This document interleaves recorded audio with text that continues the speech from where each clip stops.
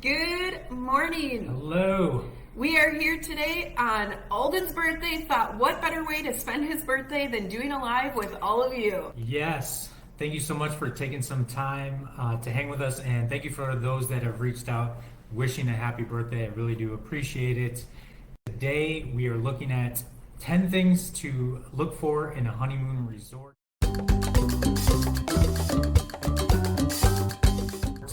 And we thought we'd start by talking about how our honeymoon started, or almost didn't start. We went on a cruise, and we were leaving out of Florida. And Keep in mind, this was 11 years ago now, and this was definitely before we were travel advisors, but it's definitely a funny story. Long story short, just as the plane is taking off, we realized we forgot our passports. Sarah forgot our passports. Why is it my responsibility? And we almost weren't able to board the ship. Thankfully, we were able to get some copies faxed over and get on the ship. And by that, he means we had somebody crawl through the window of our house, get into a safe, fax a copy to the airport. It was a huge pain in the butt. So always use a professional. We did not, and we learned the hard way. We don't want that for any of you. So learn from our mistakes. I was pissed. I was strongly looking. I was crying. I was looking at annulment options. But yeah, today we're going to look at 10 things to look for in a honeymoon resort. You spend so much time planning, preparing for the wedding, big day, and a honeymoon. You only get one honeymoon. Most couples will spend more on their honeymoon vacation than they will on any vacation they ever take. Even if they have to sacrifice a little bit of their wedding budget. There's so many types of honeymoons that you can choose from now. It's not just a week away. There's just a lot of unique options that you can choose from. So today we're going to look at 10 things to look for.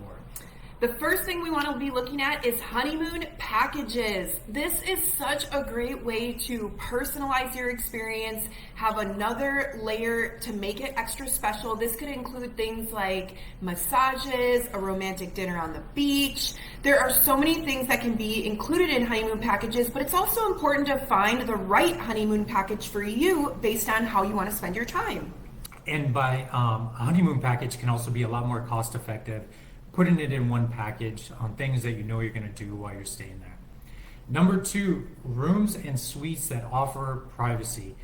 You do want a romantic setting on your honeymoon, right? You want to make sure that you aren't hearing the guests next to you. You don't want to be able to see people on the balcony next to you, things like that. So make sure that you choose a resort that offers really good privacy. Are romance suites still a thing? They are still a thing.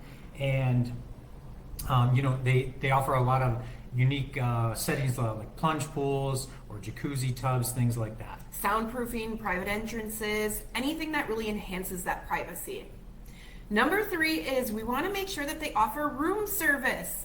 And if they have the magic box, that is even more preferred. What is a magic box? Have you ever been to one of those resorts where it has a little window in the room that connects to the outside where the room service can drop off your food and you don't even have to open the door. They put it in a little box. You can open the box from your room, and this allows you to have a higher level of privacy, and you don't even have to get out of bed. You can just relax. You could be laying in bed all day, really enjoying that one-on-one and that romantic time with your spouse.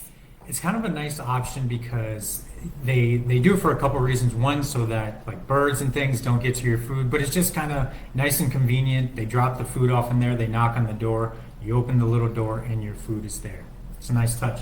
Number 4, having multiple dining options on site or nearby. You may opt for an all-inclusive resort, but how many restaurants are at that resort? Are you going to be eating at the same place every day? And not that that's necessarily bad, but you might like variety. Yeah, you want some variety.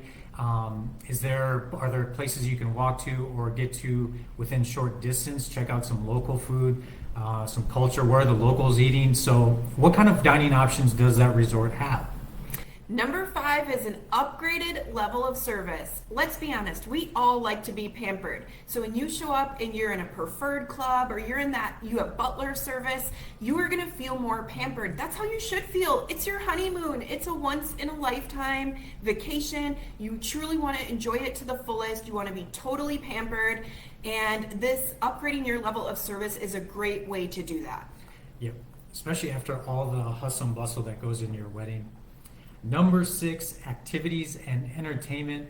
On average, let's just say you're going to be staying at this resort for at least a week. And so what are you going to be doing to burn time there? Are there nightly shows, live music? Does the resort have an activities team that has things going on at the pool, things to do? You want to do guided tours around town? Yeah, are there things within walking distance? What is local and on-site to that resort? What does the resort offer for there to do? Number 7 is going to be a quality spa experience. A lot of people love to spend part of their honeymoon at the spa. It truly gives them a chance to relax, especially after all of the crazy wedding planning, dealing with crazy family members, all that drama, all that stuff. It truly allows the couple to just connect, relax. Maybe you want to do a couples massage. We want to make sure that that spa experience is very elevated. So it's really important that when selecting your resort that they have a great spa. Yes. Number 8, are there easy access to nearby sites and excursions? Besides the activities that are on site, what is there to do nearby? Are you considering the cenotes in Tulum? Are you in Paris? How close is the Eiffel Tower? These are things that you want to look for beyond just the resort. Is there options that you can get to within a day? Is there somewhere you can go for a day trip? What is the proximity to these places? Absolutely. Number 9 is going to be, is it a couples only or an adults only resort? This is going to allow you to avoid noise from kids. Again, just allow you to have more of a romantic experience, enjoy that time with each other without all the noise and the craziness, and really just enjoy each other's company. Yeah. And number 10, breathtaking views. That's really the best part of the resort, right? What are the views like? It might just be a beach. Is it mountain views? Is it lush tropical rainforest? I use this example. One of the recent resorts we went to, it was kind of elevated, and you just got a great pan of the beach. Great for sunsets. And what's the view like? These are all important things when you are looking for the perfect honeymoon resort. Now, I know trying to find that perfect resort can be super overwhelming, and maybe you just don't have the time to do it, or the bandwidth, or maybe you're just not interested in spending hours searching and doing all the research. If that's the case, schedule a complimentary consultation with us. We would love to get to know you and your vision, how you want to spend your time, and match you to the perfect spot for you.